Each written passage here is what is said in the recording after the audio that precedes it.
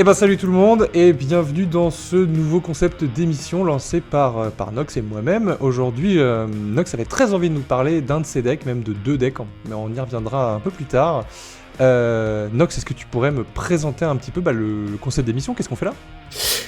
Et bah ouais, bienvenue à tous dans cette nouvelle émission. Cette émission, elle est du coup très différente du Pince-Crâne. L'idée c'est de reprendre un petit peu le concept de Commander Theorycraft, mais de le faire version appliquée. Donc on est un peu en épisode travaux pratiques.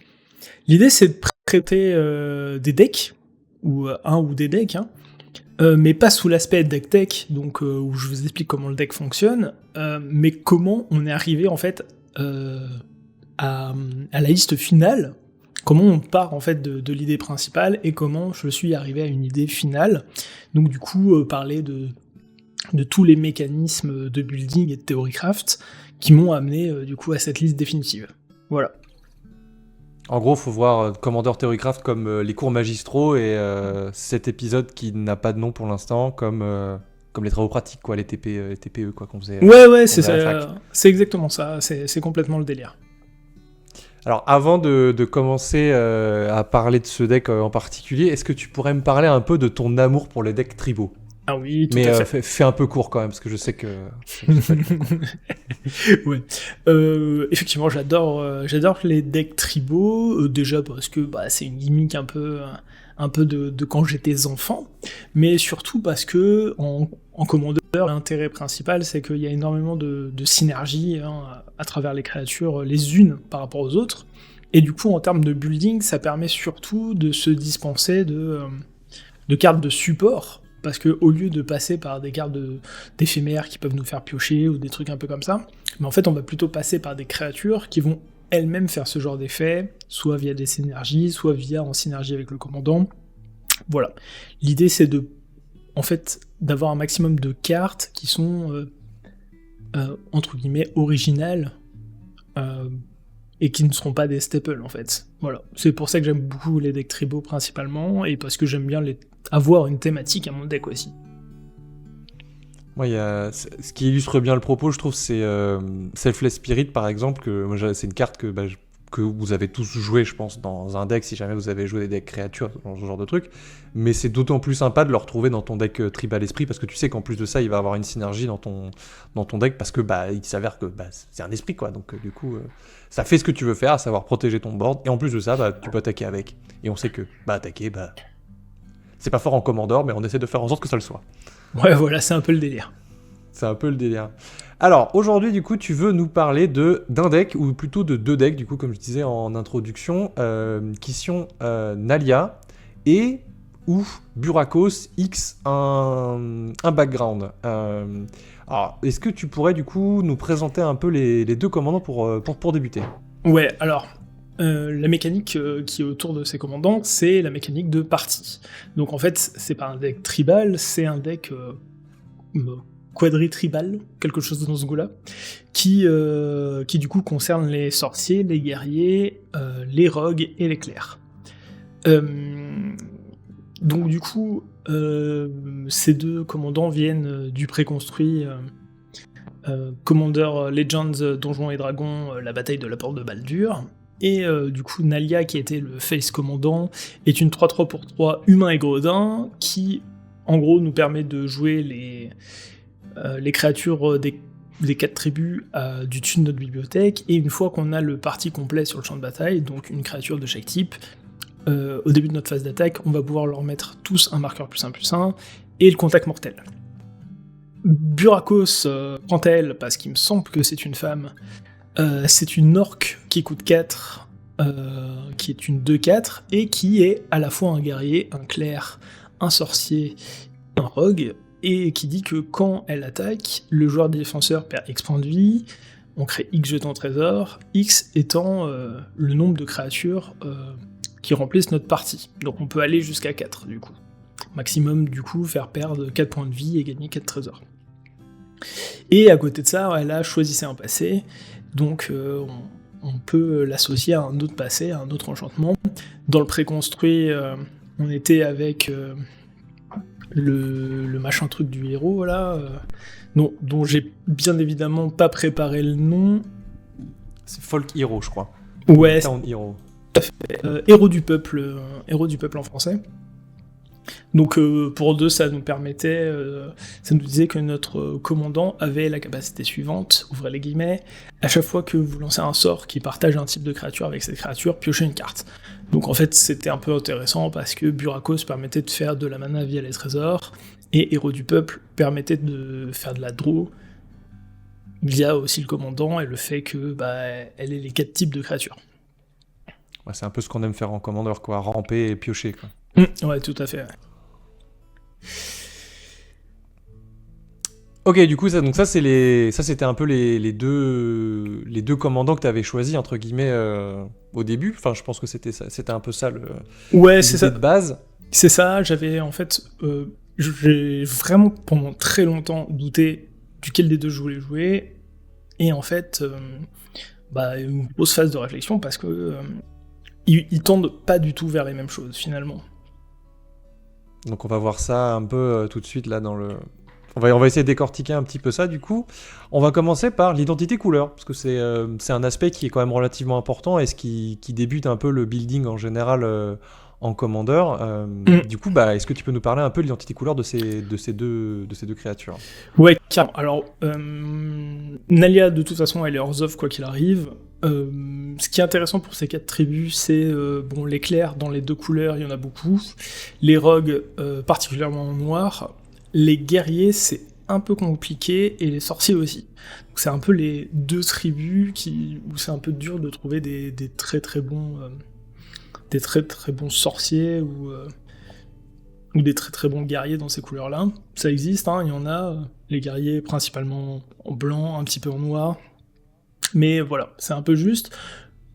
Burakos va avoir la même problématique si on la joue avec Héros du Peuple.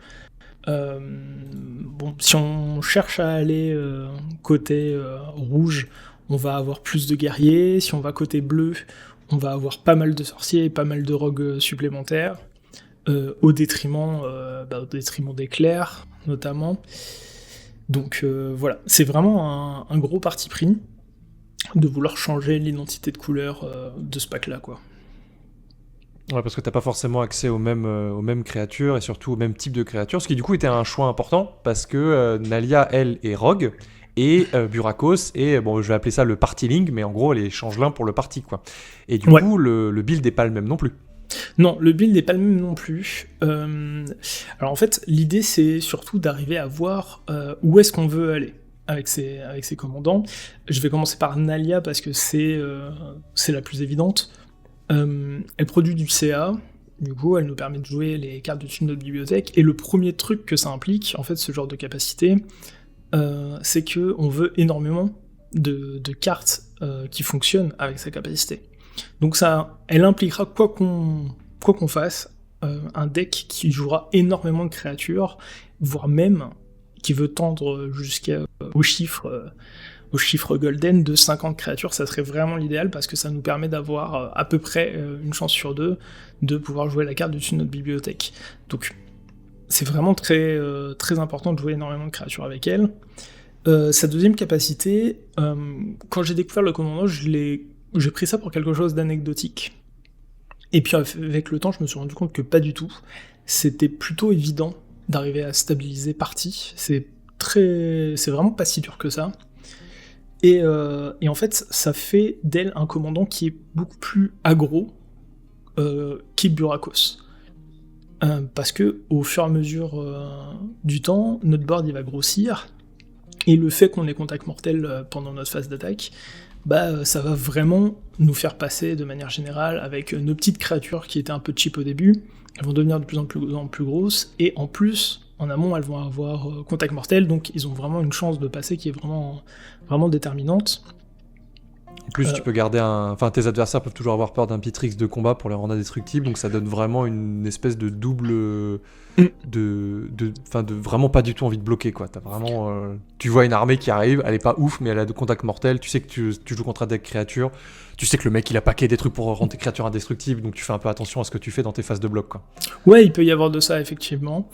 Un autre aspect de ce commandant qu'il faut noter, et en fait il y a même 2 choses importantes, c'est qu'elle est elle-même gredin. Donc en réalité, si on veut réunir le parti, on va pas jouer les 4 tribus, on va plutôt s'orienter sur guerrier, sorcier et clerc, et on va bypasser le rogue. Tout simplement parce que ça va faire doublon avec notre commandant, et c'est pas forcément ce qu'on veut. L'autre truc très important, c'est qu'elle coûte 3. Ça veut dire que, grosso modo, mettre un caillou avec elle, c'est pas forcément hyper pertinent parce que ça va pas nous l'accélérer. Bon, Sol Ring mis à part, ou n'importe quelle rampe tour 1, hein. Mais donc voilà, on va plutôt vouloir du coup jouer des créatures au tour 1 et 2 plutôt que ramper. Donc on peut, c'est vraiment jouer Nalia, pour moi ça impliquait vraiment pas jouer de cailloux, parce que ça libérait déjà des slots pour des créatures, et ensuite parce que j'en voyais pas la pertinence réelle, quoi. Ouais, et puis tu joues une curve qui est assez basse en plus, comme dans le deck, comme tu t'en parlais tout à l'heure du card advantage qu'elle procure. Déjà tu joues un deck créature, donc tu veux jouer une curve basse, et en plus de ça, si tu veux pouvoir enchaîner un petit peu les créatures sur le dessus de ton deck, tu veux jouer une curve basse, et du coup pas de place pour des cailloux. Exactement, t'as tout compris. Nalia, c'est vraiment ça qu'elle veut faire. Elle veut jouer plein de bonnes petites créatures qui sont dans ces 3 tribes là, et en bypassant le rogue. Voilà, t'as décrit ce que Nalia voulait faire. Par contre, Burakos, c'est beaucoup plus complexe. Déjà parce que c'est soumis à son background. La question du ramp se pose beaucoup plus. Est-ce qu'on veut ramper tour 2 pour aller sur un Burakos tour 3 ? C'est un peu compliqué. C'est-à-dire que c'est un parti pris. On peut se dire, voilà, on va avoir un deck qui va être un peu plus haut de curve parce que de toute façon, on va faire des trésors. C'est un parti pris qui s'entend complètement. On peut aussi se dire l'inverse, du coup. Et du coup, se dire, en fait, je vais faire plus de trésors, mais moins vite. Donc, c'est aussi quelque chose qui s'entend. C'est un peu compliqué. C'était quelque chose qui est encore aujourd'hui difficile à identifier, de voir ce qui est le mieux. Globalement, la réponse, elle se tiendra dans la qualité moyenne de tes hauts de curve. Si tu as beaucoup de hauts de curve qui sont vraiment très pertinents et impactants, du coup tu vas plutôt t'orienter avec du ramp, et dans le cas contraire tu vas plutôt éviter. Pareil, si tu veux chercher une synergie artefact avec Burakos, ce qui est complètement tentable avec les trésors, dans ce cas-là effectivement tu vas jouer les cailloux, parce que du coup ça peut que renforcer cette synergie.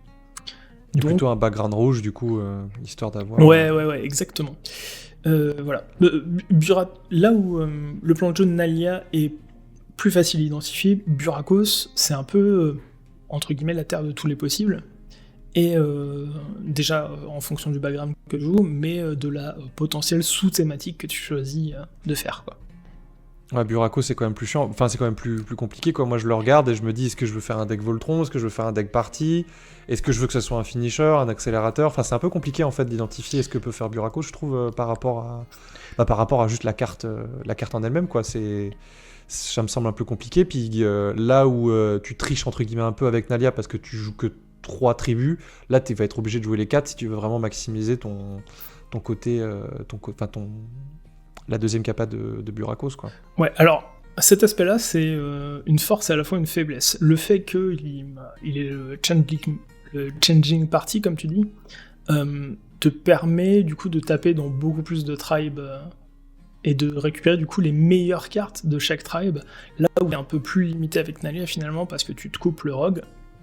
Là du coup t'as vraiment 4 tribes où tu peux vraiment récupérer les meilleures cartes du genre. Par contre, tu as identifié effectivement une de ses faiblesses, c'est que elle passe par l'attaque, ce qui implique du coup qu'elle survit à la fin de cette phase d'attaque. Elle se déclenche du coup quand elle attaque, pas quand elle inflige les blessures. Bon, ça c'est plutôt chouette. Mais voilà, du coup, on veut la faire passer.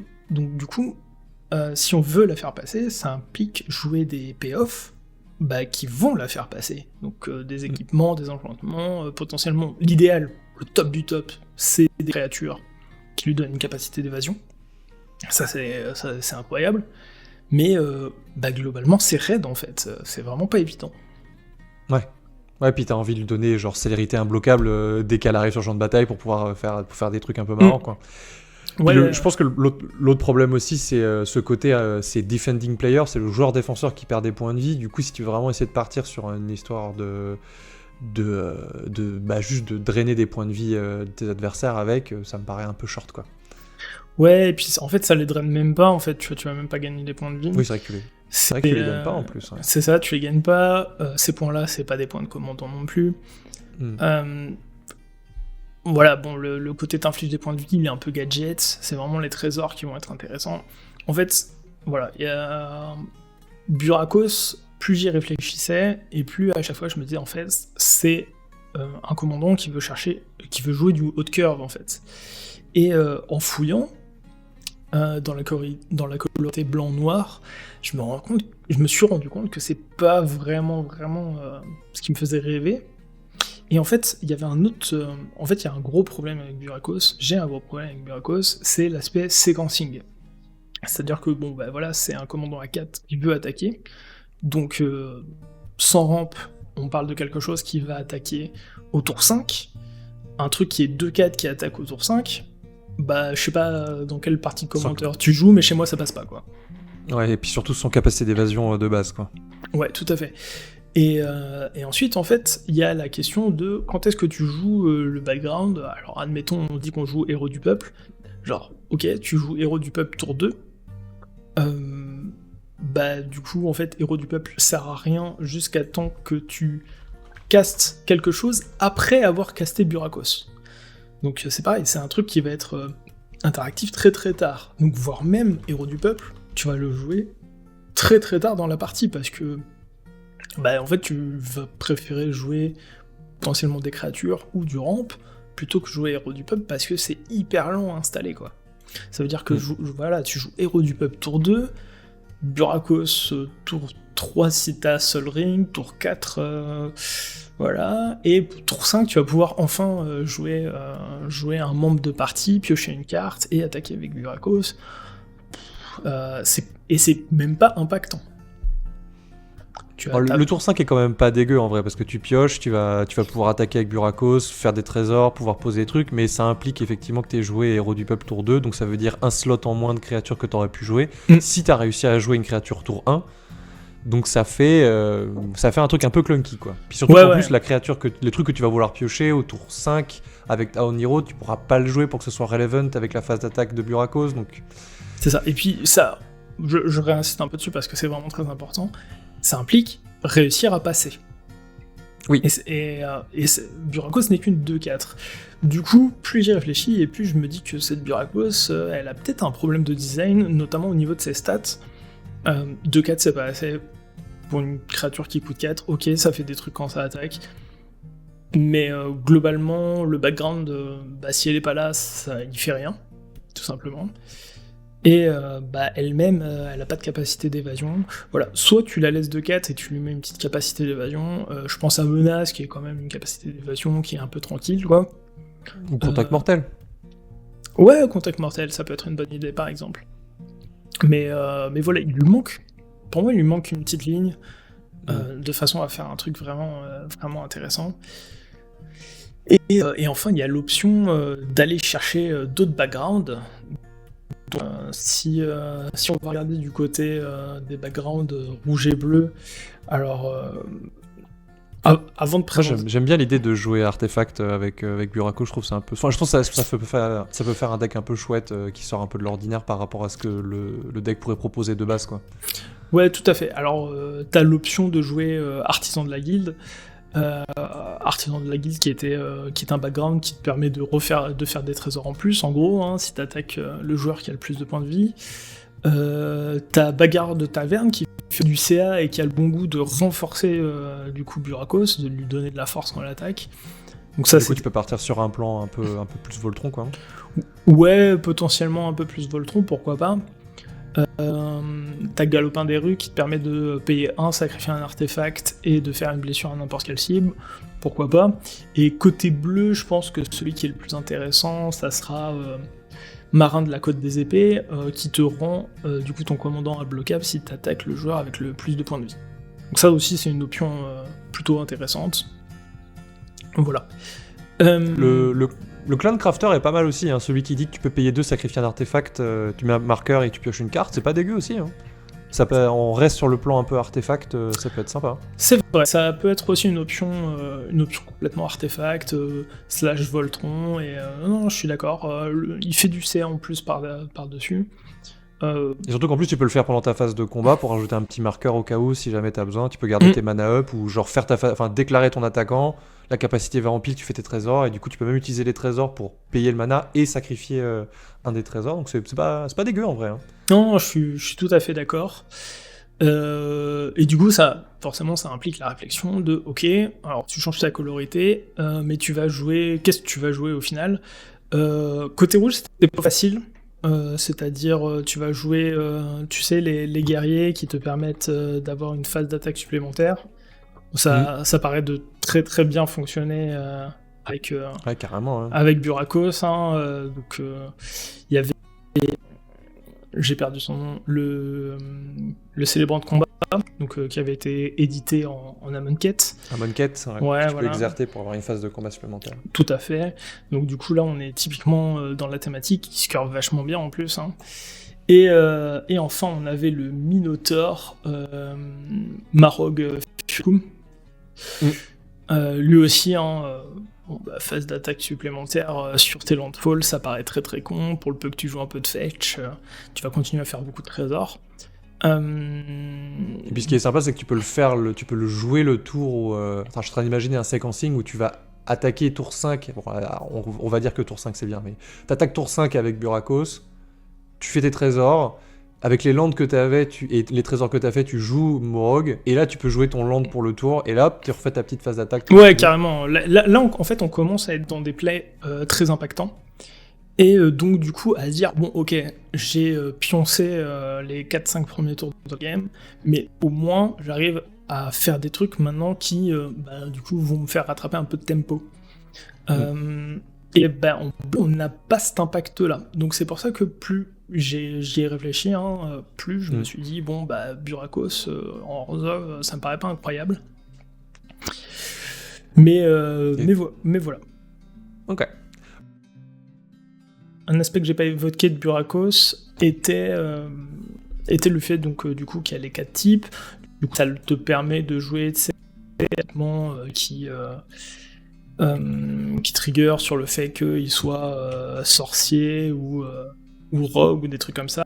Alors par exemple, il y a la robe des archimages, si tu joues bleu bien sûr, qui te fait piocher autant de cartes que de blessures. Voilà, tu sais, il y a la baguette du devineur qui te donne le vol, donc c'est bien, une capacité d'évasion, c'est pas mal. Puis ça c'est automatiquement. T'as la dague qui te donne le linceul. Et tu as la hache qui te donne la célérité quand t'es un guerrier. Quand t'es un guerrier, ouais, et qui s'équipe automatiquement, donc ça semble aussi assez malin. Ouais, c'est dans une approche un peu Voltron, ou juste protéger, enfin très général-centric, où tu vas vouloir le protéger, c'est pas dégueu.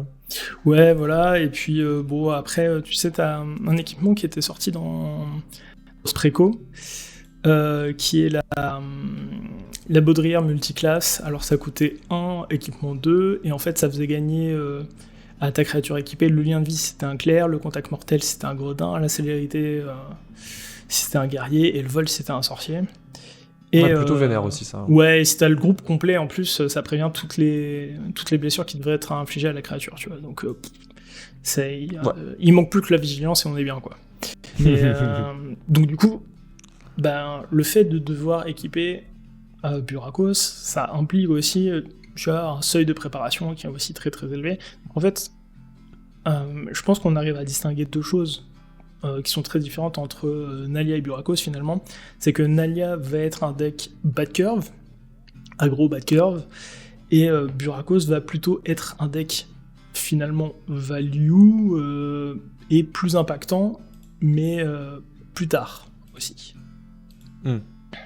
Voilà. Yep. Bon, on a mis un peu cher à Burakos là, mais ça vous donne déjà des petites idées de plan de jeu, en tout cas des trucs qui peuvent être évoqués. Mais on n'est pas là pour parler de Burakos finalement, on est là pour parler de Nalia, parce que c'est c'est le deck que tu as monté. Ouais. Et je crois que c'est un peu un deck que tu kiffes jouer. En tout cas, moi j'ai joué une fois contre et tu nous as mis plein la gueule, et je t'avoue que je l'ai pas vu venir. Donc c'était plutôt stylé. Est-ce que tu pourrais nous parler un peu plus du deck, en fait, au-delà du... évidemment, on a parlé du plan de jeu, du coup, de Nalia, mais est-ce que tu pourrais nous parler un peu plus des cartes, et notamment, un aspect qui me faisait vraiment peur avec ce deck-là, c'est la quadri-tribalité, c'est ce dont on parle. Enfin, en vrai, la tri-tribalité, parce que tu joues Nalia, mais est-ce que tu peux nous parler un peu de cet aspect ? Ouais, alors, avant de rentrer vraiment dans le deck, j'aimerais évoquer pourquoi j'ai choisi Nalia. J'ai choisi Nalia parce que déjà c'était plus simple à builder, tout simplement. C'est-à-dire que pour moi les choix étaient moins, capillotractés, ça demandait moins de tests pour arriver à une version finale. Et puis en fait, cette bicolorité aussi, ce qu'elle permet, et ça a été un gros moteur de ma décision de deck, c'est que tu as énormément d'excellentes cartes, d'excellentes créatures dans cette tribalité, qui sont des stand-alone, ce qu'on appelle du good stuff, des cartes qui font potentiellement du CA ou qui génèrent de la très très bonne value de façon seule, et qui en plus, combiné avec la synergie partie, offre encore un avantage supplémentaire. Donc en fait, c'est un deck où la quasi-totalité des cartes vont être excellentes seules. Et du coup, c'est un deck forcément qui est très agréable à jouer parce que tu n'es pas dépendant de ton commandant, tu n'es d'ailleurs dépendant de rien pour arriver à piloter ton deck, et c'est vraiment super agréable à jouer, quoi. Du coup, tu joues que des bonnes cartes au final, donc tu t'en fous un peu. Ouais, c'est ça. Et puis, il y a un autre truc qui est assez intéressant vis-à-vis de ça, c'est-à-dire que tu joues que des bonnes cartes, et il n'y en a aucune qui est vraiment menaçante non plus. C'est-à-dire qu'on a beaucoup de petits bodies, en réalité, qui ne sont pas des vraies menaces. Alors, il y a des trucs qui en kikinent un peu, mais il y a des trucs qui font paratonnerre, mais globalement, il n'y a rien qui donne vraiment envie à l'adversaire de claquer un removal, à proprement parler. Bon, ça, je dis pas que ça arrivera jamais, mais il n'y a rien qui terrifie les adversaires comme une saison de dédoublement peut le faire, ou ce genre de cartes, quoi. Il n'y a rien de dégénératif à proprement parler, et c'est vraiment un deck good stuff où chaque élément va mettre sa pierre à l'édifice, et petit à petit, tu prends de la value un peu de nulle part, et voilà. Ok, et alors du coup, on va parler du coup de la tribalité, de la tribalité de ce deck-là, et notamment du compte de créatures auquel tu es arrivé, qui est au nombre de 41, si je me trompe pas. Ouais. Et ce que tu parlais aussi en début d'émission de 50, ce qui paraît vraiment être énorme en termes de compte. Est-ce que tu peux du coup me parler un peu de l'équilibrage un peu de tout ça, de la curve, des créatures, de tout ça, quoi. Ouais, alors, le fait de vouloir réunir en fait le party, donc une créature de chaque type sur le board, fait que en fait on va chercher à équilibrer les tribus. Pour le coup, les rogues, les clercs et les sorciers et les warriors. Donc je disais qu'on bypassait un petit peu les rogues parce que notre commandant en était. Ça veut pas dire qu'on en a pas, mais ça va plutôt passer par du coup des changelins qui vont être là juste vraiment pour stabiliser le parti, en fait. C'est pas nécessairement des cartes qui sont vraiment impactantes. Pour le coup, c'est un peu les cartes faibles du pack, mais qui vont stabiliser l'aspect synergique. D'ailleurs, je joue Burakos dans le deck, parce qu'il a les 4 types, et du coup, forcément, il sera là pour combler le trou qui va bien. Mais voilà. Donc, du coup, à l'intérieur, si je prends mes types de créatures, on peut voir que je joue 13 clercs, 10 wizards, 12 warriors, et du coup... et 0 rogue. et 0 rogue, effectivement. Par contre, je joue 5 changelins et Burakos, donc on peut dire 6, finalement. Moi, il y a un aspect que j'aime bien dans ce deck-là aussi, c'est que souvent quand on monte un deck tribal, on réfléchit pas, on met Cavern of Soul, Corne du héros, Corne du héros, enfin tous les trucs un peu tribaux, vraiment tout le support d'un deck tribal, quoi, tout ça. qui disent quand tu arrives en bataille, tu choisis un type de créature. Et bah là, tu peux pas trop. Et du coup, je sais que c'est un aspect que t'as pas, je crois que t'as pas trop abordé dans ton, enfin que t'as pas trop abordé dans ton deck building. Mais moi, j'aimais bien cette idée d'avoir un peu une cinquième tribu qui pourrait peut-être réussir à passer par ce petit chemin de finalement je joue quand même des cartes qui sont dans une tribu. Ouais, alors presque on pourrait faire un tribal humain hein, finalement, parce que c'est très très représenté dans les 4 tribes. Là c'est pas le cas, ok, hein, parce que bon il y a des cartes dont je veux pas me dispenser, mais je joue dans le deck du coup 19 humains, donc presque on pourrait faire un deck party dont en fait le type secret c'est humain. Ça serait carrément possible. Je pense que ça serait d'autant plus chaud parce qu'il va falloir faire des gros sacrifices au niveau de certains slots. On en reparlera après hein, des slots un peu individuels et des trucs, des cartes qui sont un peu sexy dans ton deck. Mais ouais, je pense que faudrait sacrifier pas mal de choses parce que 19 c'est clairement pas assez pour pouvoir penser à du support tribal. Mais je pense même que c'est quelque chose qu'il faut. Globalement, c'est relativement difficile de trouver de bons sorciers et très bons warriors et tout ça. Donc du coup, en fait, si tu commences à dire en fait ils sont pas humains, je les joue pas, tu vas vraiment être léger en fait. On a parlé du plan de jeu du deck, et maintenant ce serait bien de s'intéresser un petit peu aux slots individuels, notamment aux payoffs et aux finishers. Est-ce que ça te dirait de commencer par les payoffs ? Alors, tu disais tout à l'heure que on n'avait pas nécessairement de cartes, enfin de payoff en fait, qui misaient sur le fait qu'on ait une seule tribu. Donc tu parlais de la bannière du héros, ces trucs-là, tu vois. Mine de rien, partie il en a 3, et ils sont particulièrement broken. Du coup, je pense à Towards the Grave, qui permet du coup de réanimer 2 bêtes, donc soit une créature qui est du type partie, plus une autre créature. Donc, et c'est un sort qui coûte 1 de moins pour chaque carte de partie. Donc il n'y a pas une seule fois où je l'ai jamais joué à plus de 3, hein. Mais globalement, ça m'a toujours réanimé au moins 2 bêtes pour 3. C'est absolument exceptionnel. Et c'est vraiment très très fort dans le deck. On a du coup la Vrasse Tribal Party. En gros, pour 5, c'est une Vrasse qui détruit tout. Et on peut, chaque joueur choisit quand même un Rogue, un Warrior, un Wizard, un Clerc. Et ils peuvent le garder. Donc en fait, nous on va garder 4 créatures à peu près à coup sûr. Et les oppos, quant à eux, souvent ils vont réussir à garder une créature parce que ils ont souvent un petit sorcier qui passe, un truc comme ça. Mais voilà. Donc c'est vraiment une Vrasse qui va être très très souvent unilatérale, et du coup c'est dévastateur, hein, notamment dans un des cas de gros. Et là, on a le tutor qui est vraiment hyper fort. Un petit peu comme l'autre carte tout à l'heure, il coûte 1 de moins pour chaque membre de partie, donc il peut nous coûter que 1. Et du coup, on va chercher une carte dans notre bibliothèque, on la met dans notre main, et du coup, si on a un full party, on peut jouer cette carte sans payer son coût, si elle coûte 4 ou moins. Donc, ça fait beaucoup de lignes de texte, mais pour 1, en gros, on va pouvoir chercher n'importe quelle créature de notre deck, et la jouer gratuitement.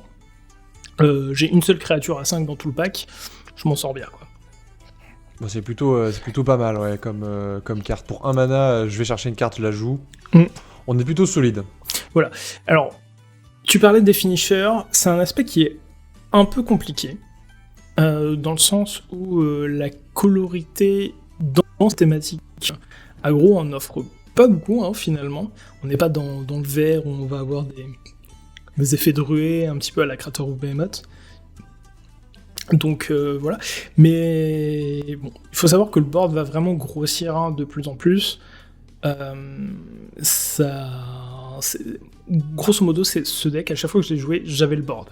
Vraiment, ça me fait pas trop peur, parce que le fait que tes créatures grossissent au fur et à mesure, ça te rend dominant, hein. Donc de manière générale, tu peux aller vers ça pour kill, mais avec un finisher, tu peux ramener la partie à toi bien plus tôt. J'en joue principalement 2, et j'aimerais bien en trouver d'autres, et si dans le commentaire vous avez des bonnes idées, je les prends. Joue notamment Sigarda Summons, qui est un enchantement qui dit que les créatures avec un marqueur +1/+1 sur eux deviennent des 4/4 avec le vol. Donc en fait, comme on joue beaucoup de petites créatures, elles vont être surstatées, elles vont garder les marqueurs que Naliel leur a donnés, donc bon, ça va être souvent des 6/6, des 8/8, des trucs comme ça. Et en plus, ça va donner la capacité d'évasion qui va bien. Et le deuxième finisher, on se refait pas, hein, c'est Akroma's Will. Peut-être le meilleur finisher de la couleur, hein, tout simplement. Je suis pas sûr qu'on fasse mieux. Et voilà. À noter que Akroma's Will a aussi le bon goût de nous faire regagner des points de vie. C'est vraiment un truc dans le pack qui est, au fur et à mesure de mes tests, je me suis rendu compte que on galérait au bout d'un moment, on n'avait plus trop de PV, et du coup, c'était difficile de donner l'offensive, parce qu'on avait vite besoin de garder des bloqueurs.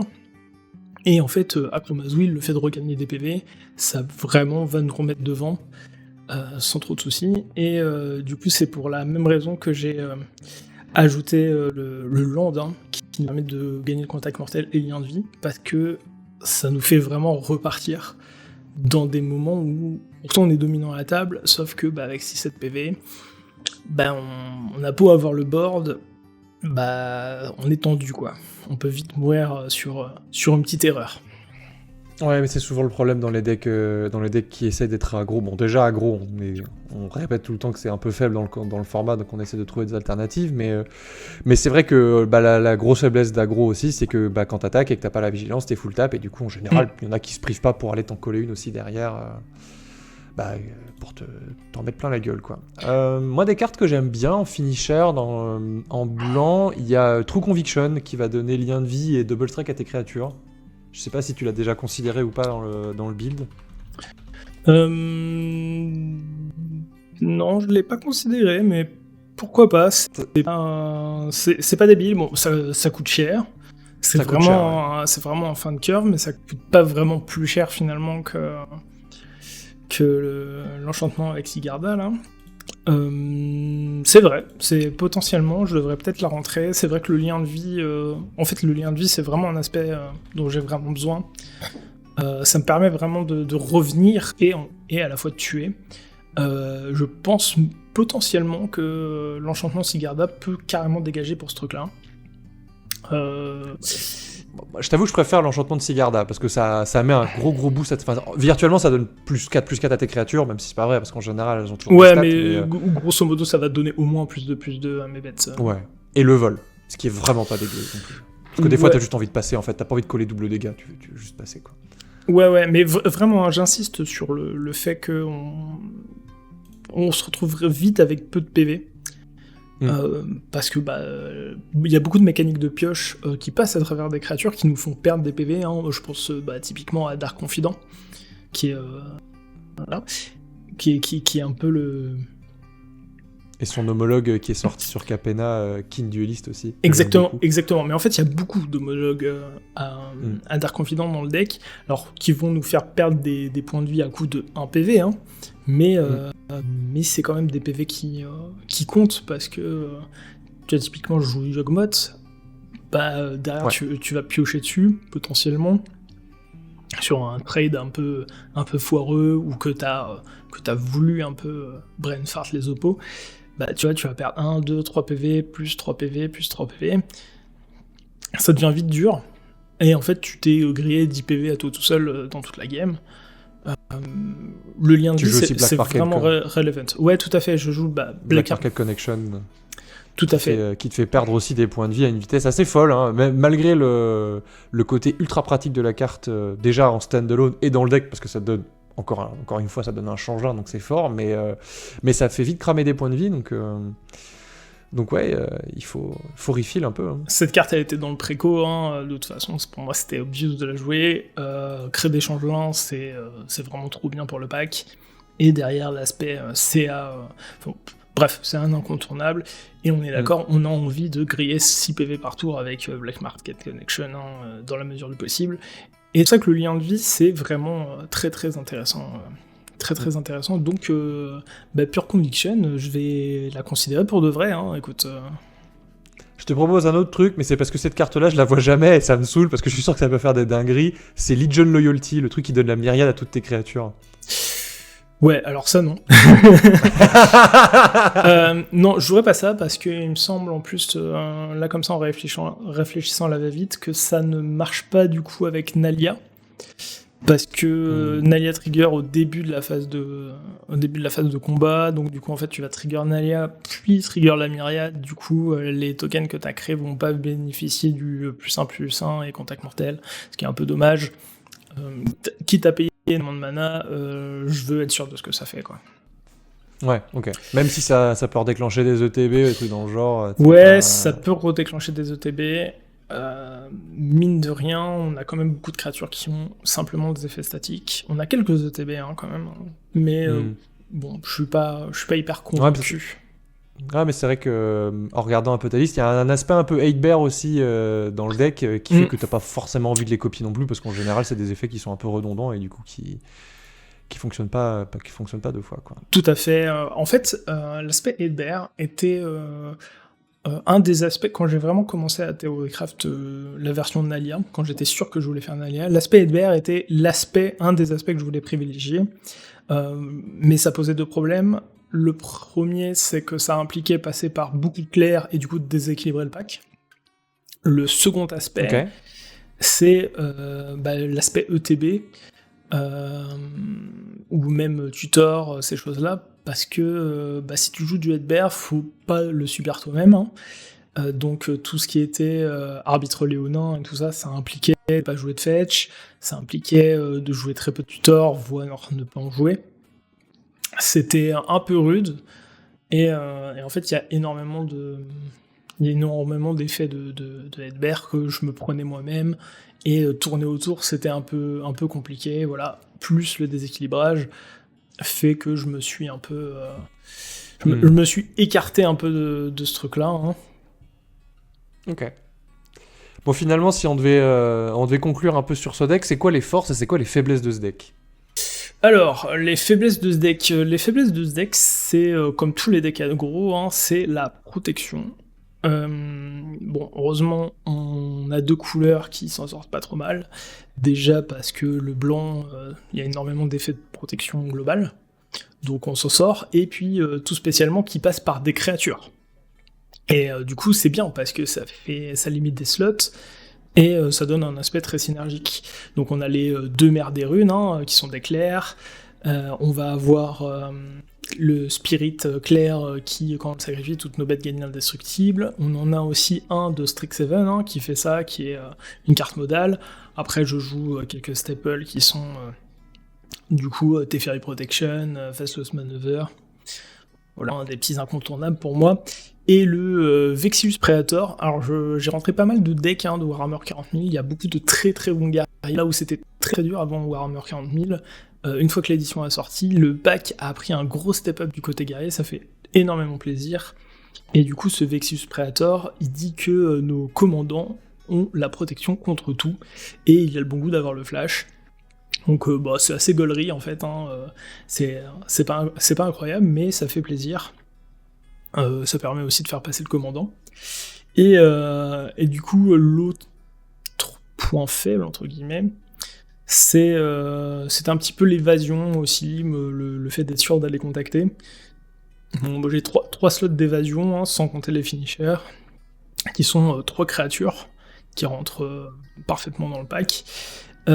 Sur laquelle j'ai envie de m'arrêter, c'est le Smoked Rider, qui est une carte que je jouais quand j'étais gamin.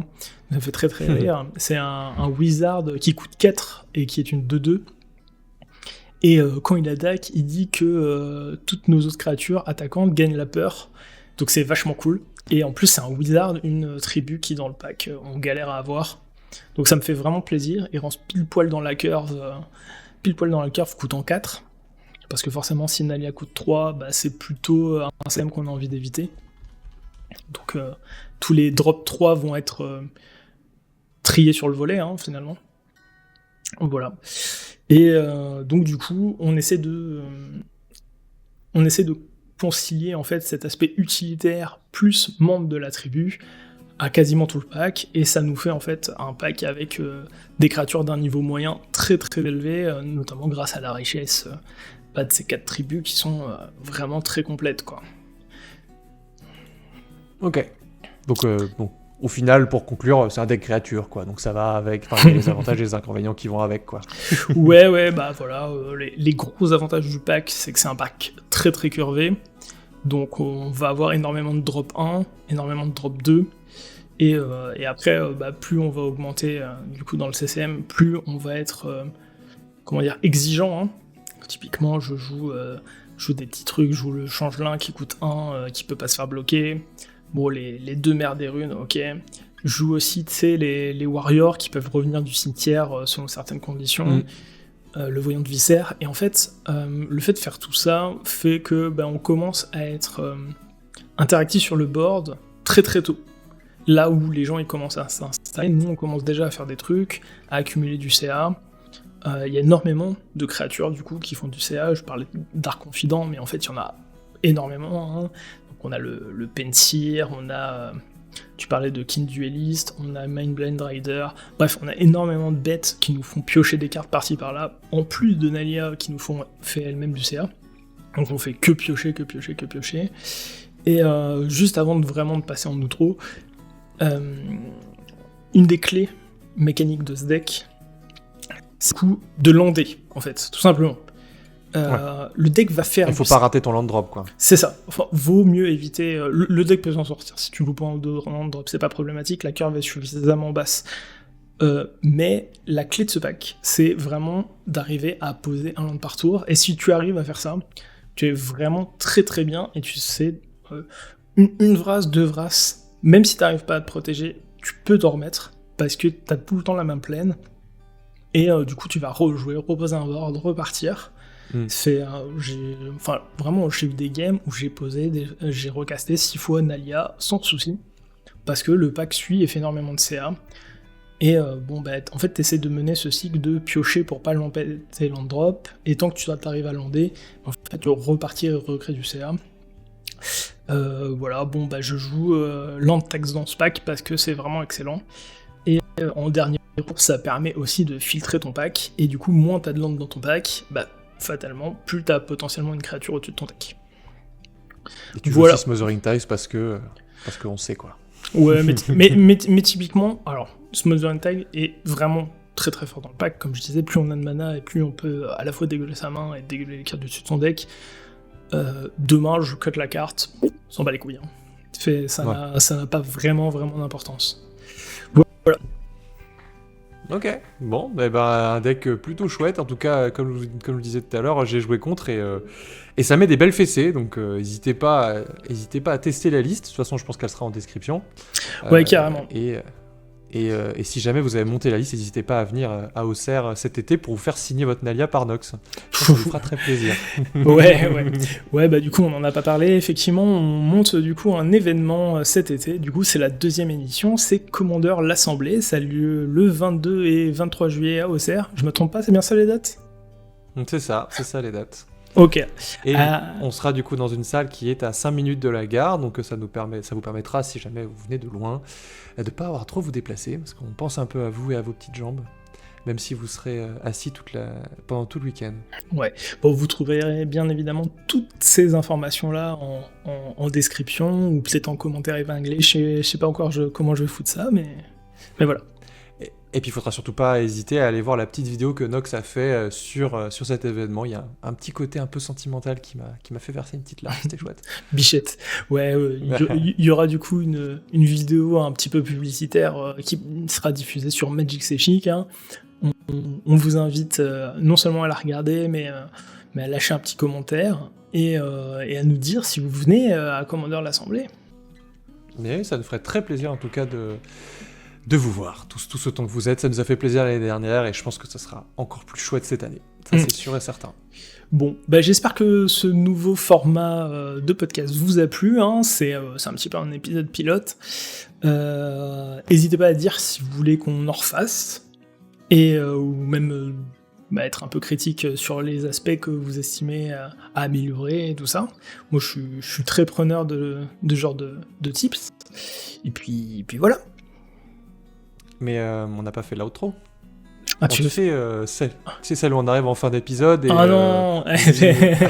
Ah, t'as rien préparé, toi. Non, j'ai rien préparé. Mais est-ce qu'on fait ça pour ce nouveau format? Est-ce que on réserve pas ça aux épisodes du Pince Crâne, et surtout quand il y a un nouvel invité finalement? Ah, si tu veux. Allez. Si tu veux. Moi, j'ai toujours des trucs à préparer, à présenter. Mais je sais bien.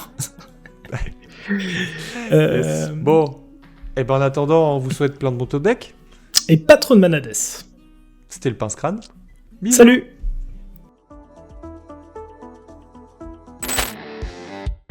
Hé, attends, avant de transplaner, tu vas lâcher un petit pouce bleu et mettre un commentaire, s'il te plaît.